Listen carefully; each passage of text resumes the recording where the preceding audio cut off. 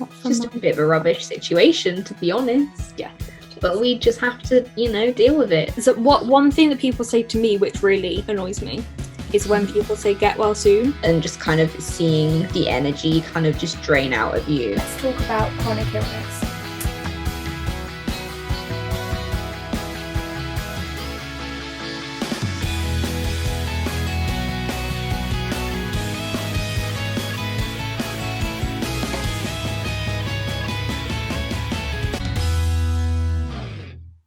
Hey everybody, and welcome to episode 5 of Let's Talk About Chronic Illness. Today we are going to be talking about family, specifically the sister-sibling relationship.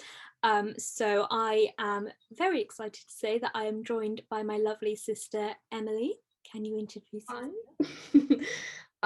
So yeah, I'm Emily, as we said. I'm 23, obviously Becca's older sister, and I'm currently still a student after like 5 years, studying biomed. Yeah, that's pretty much it. And for anyone who doesn't already know, I'm Becca. I'm 19, although I might be 20 by the time this video goes up. Ooh. And Emily is 3 years older than me, and I have a chronic illness called ME, which is myalgic encephalomyelitis, and is sometimes referred to as chronic fatigue syndrome. So I asked, as always, on my social media for people to send in questions.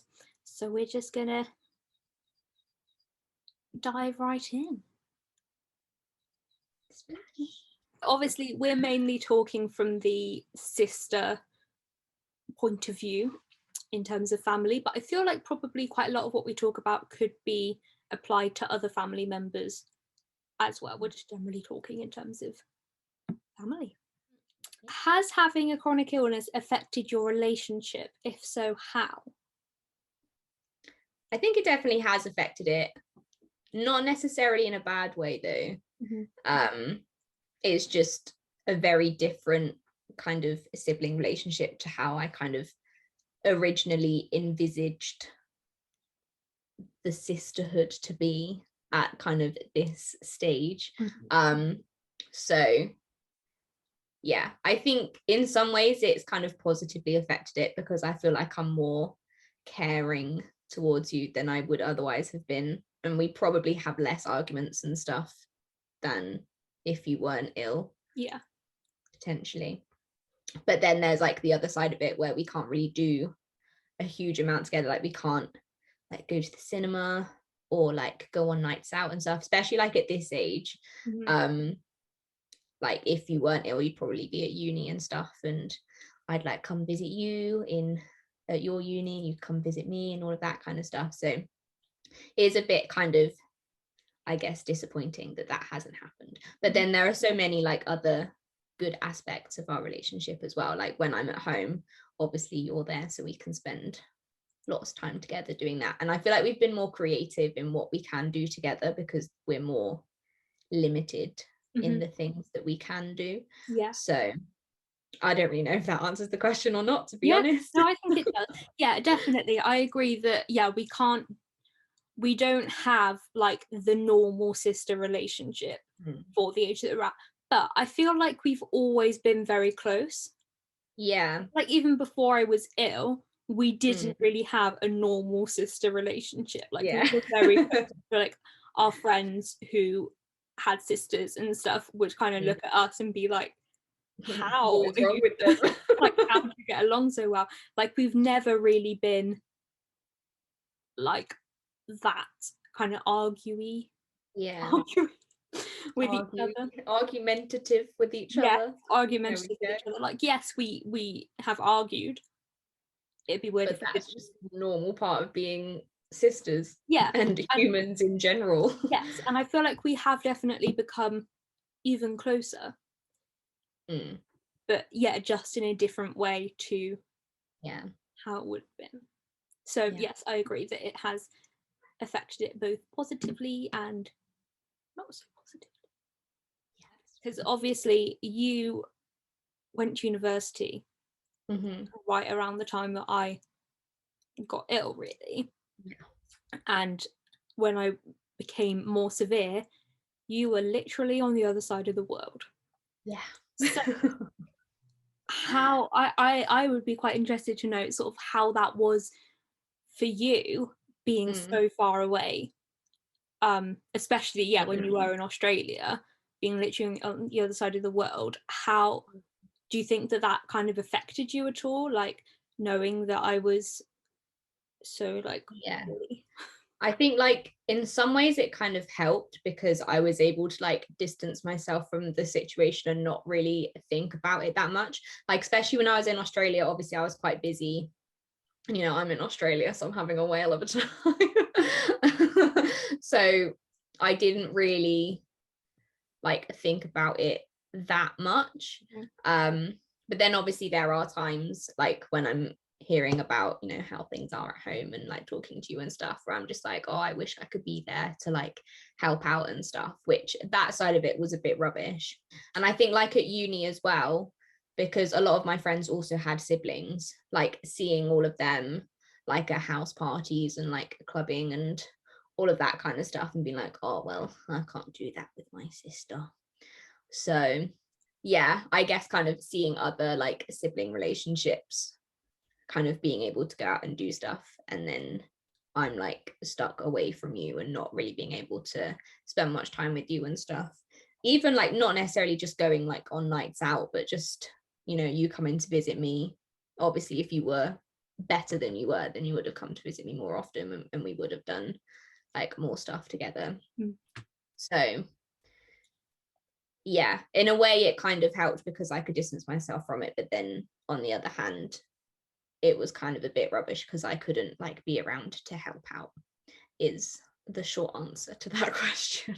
Yeah. What are the highs and lows of having a sister with chronic illness? I mean, obviously the lows can't really do much together. And just kind of seeing you, obviously, because like when you first got ill, I was still at home. So kind of seeing the deterioration of energy levels and all of that kind of stuff was a bit rubbish. I would say that's probably a low. And then highs, probably that like when I am home, we can spend more time together because you are at home as well. So we've got that time together, which is nice. And I'm not off like doing loads of other things. Yeah, exactly. At home, so. Yeah, and the positive of COVID is that I haven't been able to go out and do loads of stuff either when I've been at home. So are there any other highs? Just a bit of a rubbish situation, to be honest. Yeah, but we just have to deal with it. So yeah. But have you ever had people sort of what's give that me expression? advice Yeah, offering some unsolicited advice and saying just silly things? I was thinking of the guy in Australia who also claimed he had chronic fatigue, and he was taking like all of these like multivitamins and supplements and being like on a really strict diet, and he was vegan and everything, and he was just like, oh yeah, if she stops eating cheese she'll get better. It's just like, what? So yeah, things like that where people just give, I mean, I know they're kind of coming from a place of trying to be helpful and like trying to make things easier, but yeah, it's just like silly suggestions like that. Yeah, like, oh, she'll have lots more energy if she stops eating dairy, like it's not as simple as that. Yeah, and just kind of giving opinions on like our family life and how we deal with the chronic fatigue and everything isn't particularly helpful. I mean, obviously everyone's entitled to their own opinions, but there's a time and a place to share opinions, and sometimes you just got to keep your mouth shut. Yeah, so have there been any other sort of particularly helpful or unhelpful things that people have said to you? Or Can't think of any specific examples. Yeah, I think just in general, helpful things are just kind of being like, oh, I hope, things are okay. Like, how are you doing? I'm here if you need to talk, all of that kind of stuff. Yeah. Unhelpful things are, forcing your opinion of the situation when you don't really have any idea what's going on. Yeah, and unsolicited medical advice. Exactly. So one thing that people say to me, which really annoys me, is when people say "get well soon." I don't know whether anyone's ever said to you, like, "I hope your sister gets well soon." Yeah. But, that annoys me. 'Cause I'm like, I She's like, do you not understand the meaning of the word chronic? What were some of the hardest things to come to terms with when the ME started developing? Are they still hard to deal with now? Just kind of like, because obviously beforehand, before it kind of everything started, you were you still are quite bubbly, but not as bubbly. And you had like lots of energy, and you were like, jumping around the house all the time. Like, basically you were me now. Yeah, I was gonna say energy wise. So just kind of seeing you, this is going to sound terrible, but basically like become like a shell of who you were, and just kind of seeing the energy kind of just drain out of you, and not being able to do anything to help as well. Yeah, I think that's probably the hardest thing, was that I literally couldn't do anything to help you, because it was like just completely out of my control. And like the doctors couldn't really do anything to help you either, because nobody really knew that much about it. And I remember in like first and second year of uni, whenever like I heard anything that could like potentially relate to like what was going on with you, I like made a little note in my notes, be like, oh, look into this more, because it might have something to do with Becca. Because I think the fact that we didn't understand what was actually going wrong, I think for me, especially like doing biomed and being quite like sciencey, I wanted to know what was wrong, and like what was happening to make you feel like this. Yeah, like what was going on inside your body. Yeah, and the fact that I couldn't find out, and nobody else really knows like what is happening, and therefore how we could help it, that was probably like the most rubbish thing about it, to be honest. Because I just wanted to help, but I couldn't help.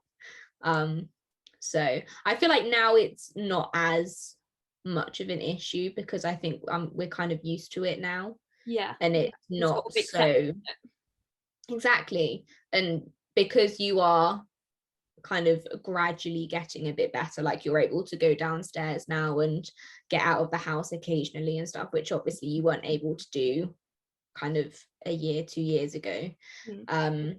So I think kind of seeing that you have made some progress kind of makes it easier to deal with as well, because it's like, okay, it's not going to be like this forever.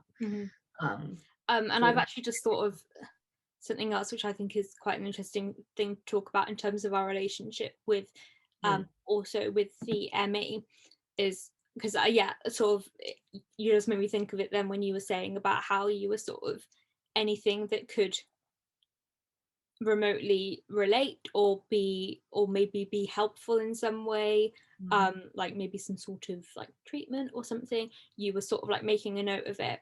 And looking back on this now, I feel like a horrible human being, because I understand that it was coming from such a good place. All you wanted to do was just find some way to make your baby sister better.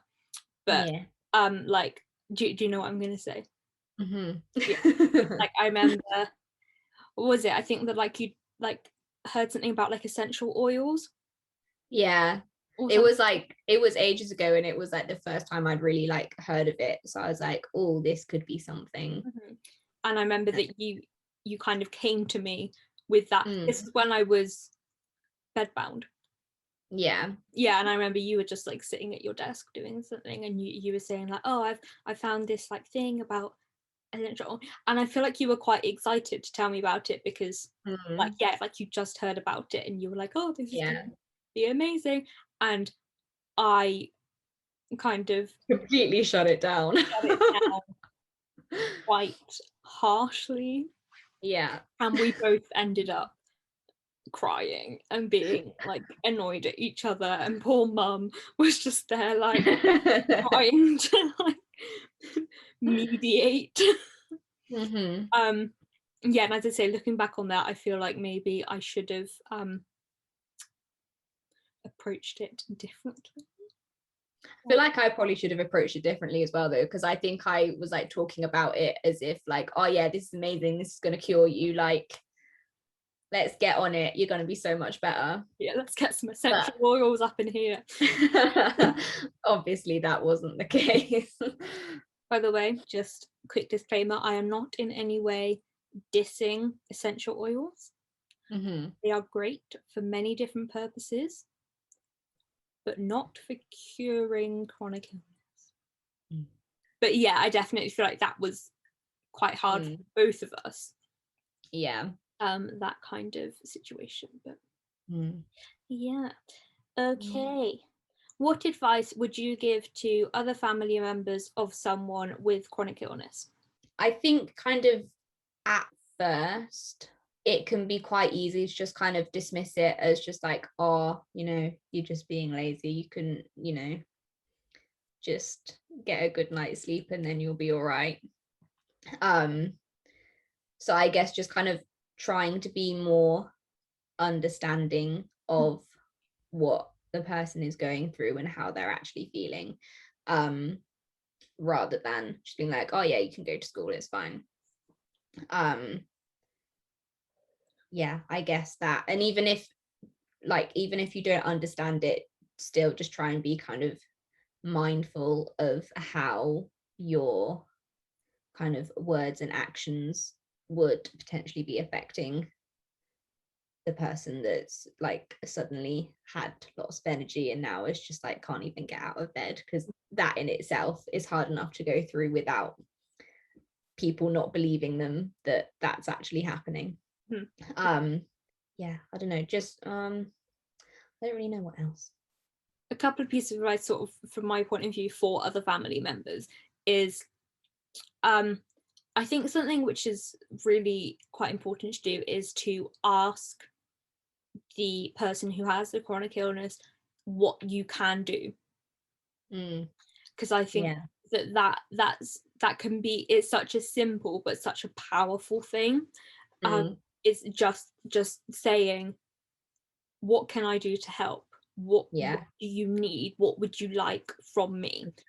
Rather than just like assuming what they might want or need and just like going ahead and doing it anyway, when that might be the complete opposite of what they want. So I think doing that and just being as supportive as you can, but also acknowledging that while yes, it is very hard for the person with the chronic illness, it also is very hard for everyone else in the family. So I think it's actually sort of giving yourself that time to actually be like, okay, this is actually really hard on me as well. And use and actually having some time to be upset and that kind of thing, because something which I've sort of talked a bit about before on my channel is the grief that people with chronic illness feel for who they were before they were ill. And I think actually it's okay for family members to also kind of grieve that person and like grieve, like for us, like it's okay for both of us to sort of grieve the normal sister relationship that we would have or could have had. So I think actually allowing yourself that time to process things and deal with things and not feeling guilty. I was just going to say, like, not kind of thinking that it's your fault that this has happened, because it's no one's fault, these things just happen. And it's not kind of anything that you would have done to make it happen. And just not being like so hard on yourself with going through it, and just trying to be kind to yourself and people and like the person that is going through the chronic fatigue and stuff as well. Yeah. So that was all of the questions. No, Do you have anything else to add? I think I've said everything that is relevant. Cool. So I think that what I will do is I will leave in the description of this video some different resources and stuff for families and stuff like that. And yeah, if you have any other questions for me or for Emily, then do put them in the comments and we will reply. And yeah, I think the final thing that I want to say is for family members of someone with chronic illness is not being scared, not being worried or anything like that about reaching out for help for either for the person with chronic illness or just for yourself. Just like create that support system around you of other family, friends, if needed, kind of like counselors, anything like that. Like, don't be afraid, don't be ashamed, don't feel guilty, anything like that, of creating that support system for yourself. Definitely, because then when you have that support system around you, that kind of enables you to be stronger and then kind of assists better with looking after or caring for the person that has the chronic illness as well. Cool. Yeah, so as I said, if you can reach out to us for advice or questions or anything in the comments, or you can message me on Instagram. Anything like that is absolutely fine. So yeah, thank you very much, Emily, for joining. You're welcome. Thank you for having me. You're welcome. So great.